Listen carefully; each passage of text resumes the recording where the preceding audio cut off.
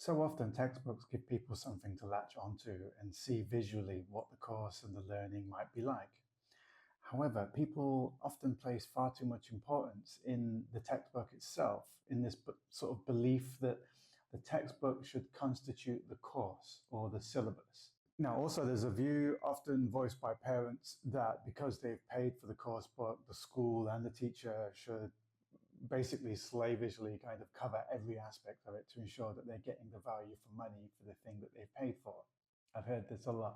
It does negate some very important realities about how learning takes place in the context of languages. Firstly, these publishing companies creating textbooks are simply businesses aiming to make a profit by inserting themselves into the educational process. And they're actually occupying a very important space that should be reserved for teachers' professional judgment, and to some extent even allowing for learner agency to be able to determine some of the direction of how their learning is being decided and the actual topics that are covered that might be a little bit more relevant to them and more engaging for their learning process. So the average textbook contains far too much content than what could be reasonably covered in an academic year. This becomes a problem when the textbook is seen as the syllabus itself.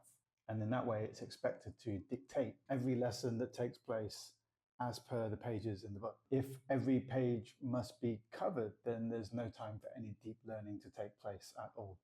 It all becomes very surface level, complete the page, memorize the content, move on to the next page without any sort of deep understanding or skills development happening. So this, I would call a fragmented approach, results in no real proficiency being developed. Instead, the textbook ends up replacing the role of a professional, well-trained teacher who should be using the textbook as a tool or a resource to achieve clearly defined learning outcomes in the learner's best interest. So when teachers feel compelled to cover everything, they risk covering nothing in a meaningful way. So it's crucial to view the textbook as a tool or a resource. It can be deviated from when more appropriate material is available. Okay, and appropriate means that we can find more real-life, authentic material that is more engaging, relevant to the learner's age and context, and can be real world in a way that makes it seem like it's applicable to real life rather than the way things are simplified in the textbook. And more importantly, the professional teacher can use their judgment to find more linguistically appropriate resources that might be far more suited to their classes than what the textbook might offer, which is a kind of one-size-fits-all type of model. So another flaw with textbooks is that they dedicate a minimal amount of time to communication, which is one of the key drivers of language improvement. Instead, the focus tends to be on pages full of activities, which only offer a brief opportunity for communication, if any. Now, a skillful teacher can recognize what is missing in the textbook and overemphasize the communication and skills work that isn't adequately covered there. They can also use the textbook features to select what is necessary to meet the communicative goals, which means not covering everything, using their professional judgment. So this type of professional judgment is the kind of thing that's completely dismissed when schools or parents expect teachers to simply follow the textbook page by page.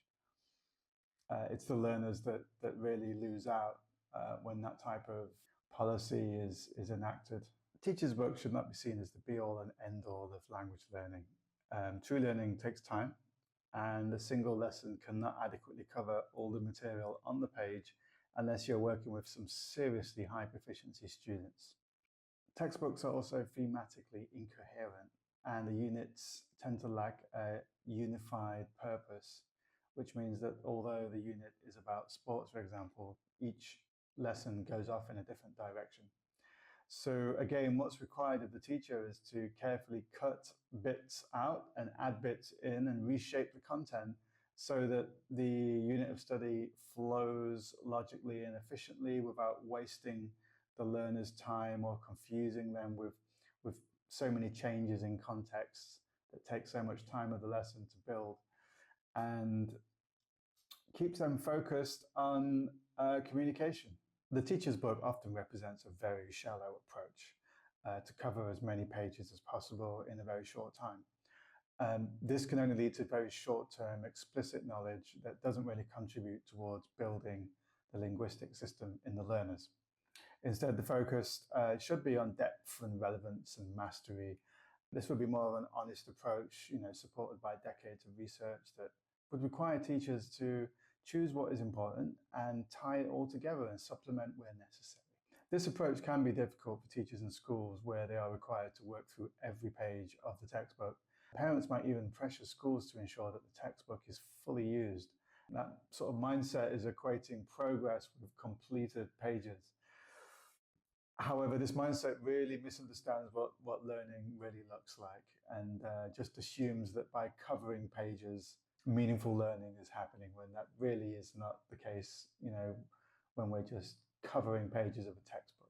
Teachers with their professional experience are better equipped to determine what is more beneficial for learners than publishers and most other external stakeholders in the process. In conclusion, we need to seriously reevaluate our relationship with textbooks. They should be seen as guides, but not as rigid curricula. By allowing teachers the professional freedom to adapt more, we can ensure that learners experience meaningful, engaging, and more effective language learning.